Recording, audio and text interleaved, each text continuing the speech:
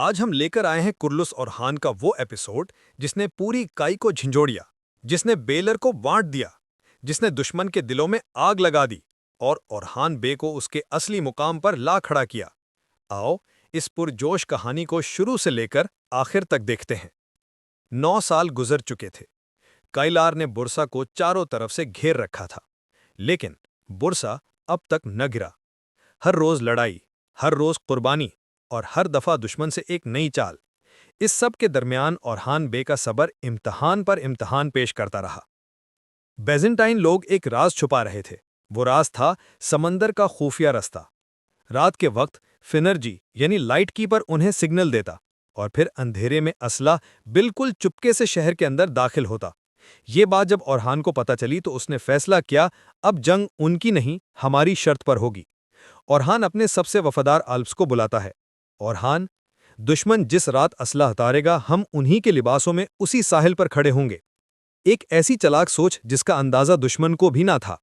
इधर हलीमे और नीलूफर एक अजीबो-गरीब मिशन पर निकलती हैं। एक पुरानी गार जहां वो यरासों के खाद से दवा बनाने जाती हैं। गुंजा उनका मजाक उड़ाती है, लेकिन दोनों का यकीन होता है कि ये नुस्खा जंग का नक्शा बदल देगा। ये हिस्सा इमोशनल भी है और फनी भी, लेकिन असली मकसद था आर्मी को मजबूत करना। काई के अंदर हंगामा बर्पा हो जाता है। शाहिनशाह बेकिरका है, ओरहान थक चुका है, उसे कमांड से हटा दिया जाए। ये बात ओरहान के दिल को छेड़ देती है। उसे लगता है कि उसका अपना खानदान भी उससे दूर हो रहा है। अलाउद्दीन के दिल में भी जंग चल रही होती है। क्या वो जिम्मेदारी लें? बुरान एक बहुत खतरनाक मुहिम में जाकर ऑक्टेवियस को पकड़ लेता है। ऑक्टेवियस, फ्लेवियस का भाई, जिसे पकड़ना दुश्मन की कमर तोड़ देने के बराबर था। ऑक्टेवियस से निकलती हर बात बाइजेंटीन की एक नई चाल को बेनकाब करती है। रात का वक्त, साहिल पर गहन अंधेरा और एक सैयार फैनर जलकर सिग्नल देता है। बाइजेंटीनी एक शिप आती है, मगर सामने जो सिपाही खड़े हैं वो बाइजेंटीन नहीं, वो ओरहान के एल्प्स होते हैं। हला बोल, तकबीरें गूंज उठती हैं और दुश्मन रात भर की लड़ाई में तबाह हो जाता है। ये ओरहान की सबसे बड़ी चालाक जीत होती है। हंगामादार जंग के बीच नीलुफर ओरहान को दिखाती है कि तुम मेरे पास होते हो तो दुनिया की सारी आवाज चुप हो जाती है। ओरहान का दिल हल्का होता है। उसे लगता है कि वो अकेला नहीं। ये लम्हा ड्रामा का सबसे ज्यादा इमोशनल मोमेंट है। हलीमे गायब हो जाती है। अलाउद्दीन परेशान, मलहून हातून गुस्से में। कई में अफवाहें और लड़ाइयां बढ़ जाती हैं। कोई कहता है ओरहान भाग गया, कोई कहता है वो शिकस्त से डरता है। हर तरफ उदासी, गुस्सा और बेचैनी। Orhan back to back victories के बाद कई लौटता है। ऑक्टेवियस को सामने फेंक कर कहता है, यह है दुश्मन का असली चेहरा और अब कोई मुझ पर शक ना करे। पूरा कई गूंज उठता है, अल्लाहु अकबर। ओस्मान बे खुश भी होता है और फिक्रमंद भी। आखिर ओस्मान बे सब बेरों को जमा करता है। फिर कहता है, 9 साल हो गए और ओरहान अपनी पूरी कोशिश के बावजूद बुरसा लूट नहीं सका। इसलिए मैं ओरहान को कमांड से आजाद करता हूं।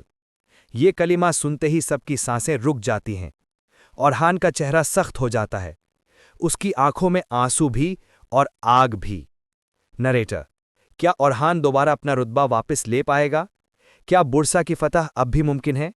क्या शाहिनशाह सच में वफादार है? ये सब कुछ होगा अगले एपिसोड में। हलीमा और नीलोफर एक गैरी मिशन पर यारासों के बिल्कुल साये में घानी गैरों से दूर एक गैर मामूली जगह जाती हैं।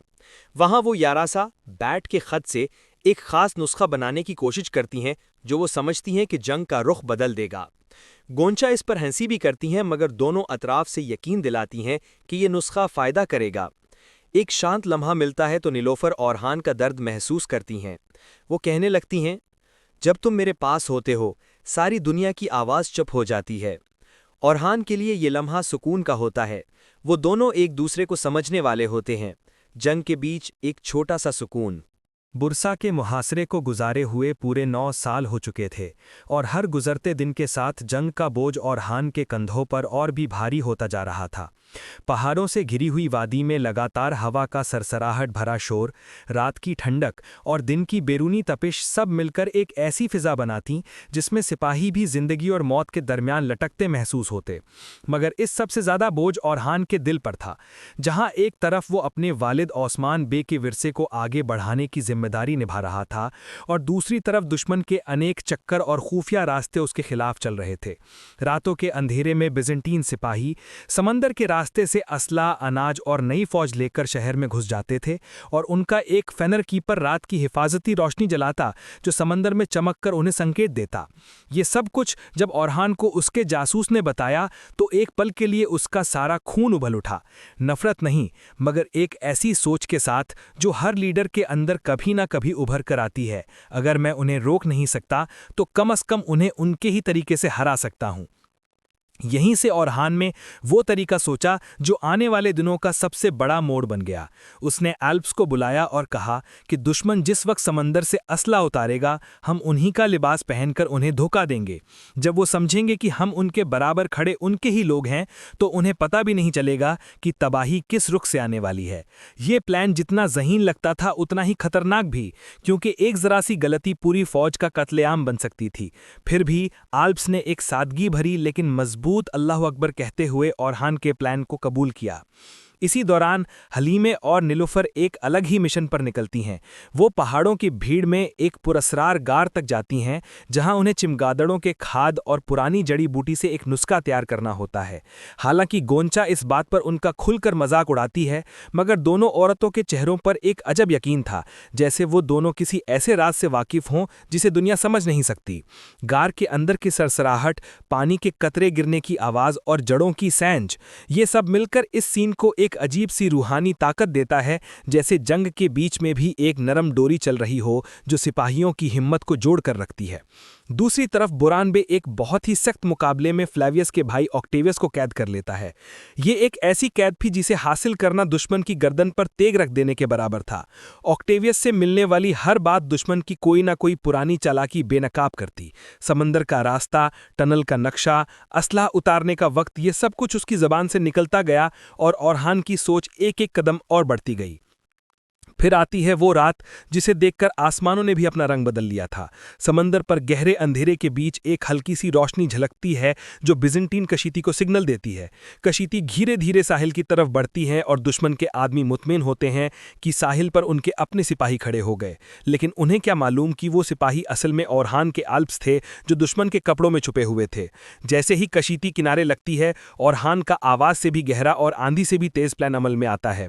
एल्प्स एक ही सांस में तकबीर बुलंद करते हैं और तलवारों की चमक रात के अंधेरे को चीर कर दुश्मन की तरफ लपकती है। पानी की सतह पर लड़ाई की चीखें गूंजने लगती हैं। तलवारों के टकराने की टिंग टिंग फिजा को चीर देती है। ये लड़ाई दुश्मन के होश उड़ा देती है और बिजेंटीन असला पूरी तरह कब्जे में आ जाता है। इस कदर जबरदस्त फतह के बावजूद ओरहान के अंदर एक अजीब सी थकान और गम बस्ती महसूस होती है।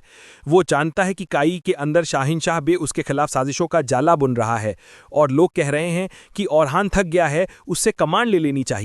ये अल्फाज ओरहान के दिल को छेद कर गुजर जाते हैं। इस बेचैनी के दरमियान नीलोफर ओरहान के पास बैठकर उसे कह देती है कि जब तुम मेरे पास होते हो दुनिया की सारी आवाजें चुप हो जाती हैं।